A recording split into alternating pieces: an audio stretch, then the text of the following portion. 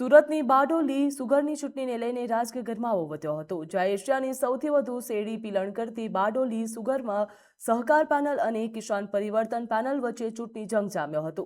બંને પેનલના ઉમેદવારોએ બારડોલી મામલતદાર કચેરી ખાતે ઉમેદવારી ફોર્મ ભર્યા હતા। વર્તમાન પ્રમુખ ભાવેશ પટેલની સહકાર પેનલ ચૂંટણી મેદાનમાં ઉતરી છે, જેમાં બારડોલીના ધારાસભ્ય ઈશ્વર પરમારે પણ ઉમેદવારી નોંધાવી છે। બારડોલી સુગરની ચૂંટણીમાં કુલ 16 બેઠકો માટે 5504 સભાસદો મતદાન કરશે, તો બીજી તરફ ભાજપના પૂર્વ સુરત જિલ્લા પંચાયત પ્રમુખના પતિ અતુલ પટેલે પણ કિસાન પરિવર્તન પેનલ મેદાનમાં ઉતારી છે। ભાજપ સાથે જોડાયેલા સહકારી આગેવાનો વચ્ચે પ્રતિષ્ઠાનો જંગ જોવા મળશે। આગામી 16 ઓગસ્ટે મતદાન હાથ ધરવામાં આવશે, જ્યારે 18 ઓગસ્ટના રોજ મતગણતરી થશે।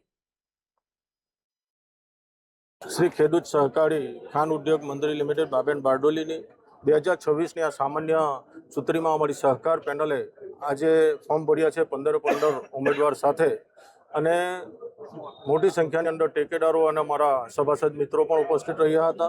अमरा बधा आगेवानो पण उपस्थित रह्या हता अने सभासदों पर अमने विश्वास है कि अमरी पेनल ने विजय बनावशे अने फरी पाछा आ सहकार पेनलना दरेक डिरेक्टरो शासननी अंदर काम करशे। खेडूत हित माटे आज श्री खेडूत सहकारी खाण उद्योग मंडली लिमिटेड बाबेन बारडोली चूंटणी જ્યારે આવી પડી છે ત્યારે છેલ્લા 11 વર્ષથી પણ વધુ સમયથી ભાવેશભાઈની આગેવાનીમાં અમે વહીવટ કર્યો છે, પારદર્શક વહીવટ આપવાનો પ્રયાસ કર્યો છે।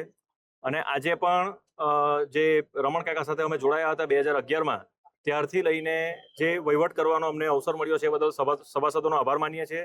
અને એક વિશ્વાસ ઊભો કરવાનો જે પ્રયત્ન કર્યો છે એના ભાગરૂપે સભાસદો પાસે આશા રાખીએ છીએ કે પછી ફરી પાછો આ વહીવટ જો અમને સોંપવામાં આવે તો અમે આ જ રીતે જે પ્રમાણે અમારો ભૂતકાળનો વહીવટ રહ્યો છે એ જ પ્રમાણે પારદર્શક અને પ્રમાણિક વહીવટ આપવામાં અમે પ્રયાસ કરીશું। અને જેના ભાગરૂપે મોટી સંખ્યામાં સમર્થકોના સમર્થનથી અમારા સર્વે ઉમેદવારોએ ભાવેશભાઈની આગેવાની હેઠળ ઉમેદવારી નોંધાવી છે અને એક પ્રમાણિક વહીવટ માટે એક પ્રયાસ કરીએ છીએ અને એના ભાગરૂપે આજે ઉમેદવારી પત્રો ભર્યા છે।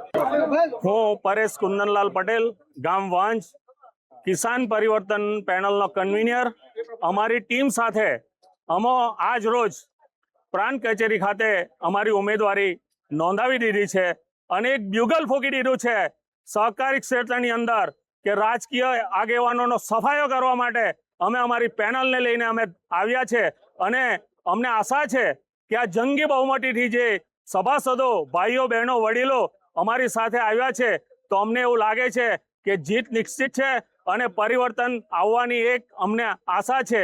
અને સર્વ સભાસદ ભાઈઓને અને નમ્ર વિનંતી છે કે અમને આ સહકારની અંદર જરૂરથી તમે સાથ આપશો એવી આશા સાથે હું સૌનો આભાર વ્યક્ત કરું છું।